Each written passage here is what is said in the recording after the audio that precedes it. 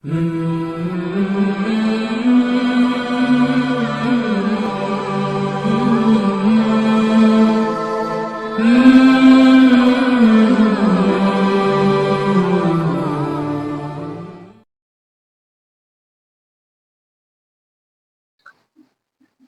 আলাইকুম ওয়া রাহমাতুল্লাহি ওয়া বারাকাতুহু।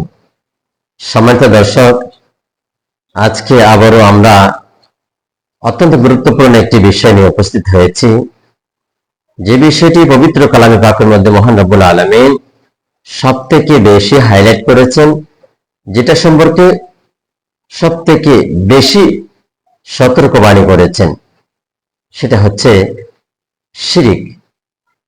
অর্থাৎ শিরিক গুনাহ আল্লাহ তাআলা কখনো ক্ষমা করবেন না বলে তিনি হুঁশিয়ারি দিয়েছেন।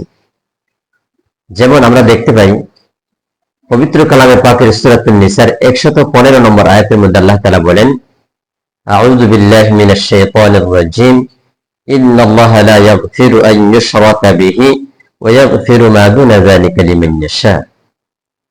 অর্থাৎ মহান রব্বুল আলামিন বলেন, নিশ্চয় আল্লাহ তাআলা শিরিক গুনাহ ব্যতীত অন্য সকল গুনাহ যাকে ইচ্ছে তাকে তিনি ক্ষমা করে দিবেন, কিন্তু শিরিক গুনাহ ক্ষমা করবেন না।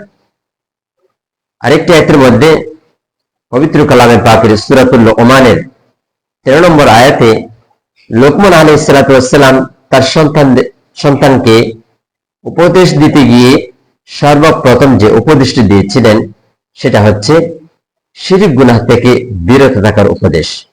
যেমন তিনি বললেন তার সন্তানকে, ইয়া বুনাইয়া লা তুশরিক বিল্লাহ ইন্না শিরকা লাযুলমুন আযীম, হে আমার বৎস, তুমি আল্লাহ তাআলার সাথে শরীক করা থেকে বিরত থাকবে, কেননা এই শিরিক এটা হচ্ছে মহা অন্যায়, চরম অন্যায়। অর্থাৎ যত সব গুনাহ এবং নাফরমানি পাপ অপরাধ আছে, সব থেকে বড় অপরাধ, বড় পাপ, বড় অন্যায় হচ্ছে শিরিক করা। আল্লাহর সাথে কাউকে শরীক করা, অংশীদারিত্ব স্থাপন করা, এটাই সব থেকে বড় গুনাহ।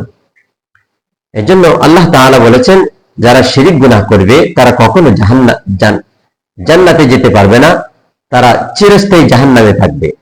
অতএব কেউ যদি শিরিক গুনাহ যদি করা অবস্থায় অথবা শিরিক গুনাহ থেকে তওবা না করে মৃত্যুবরণ করে, তাহলে সে চিরস্থায়ী জাহান্নামে থাকতে হবে তাকে।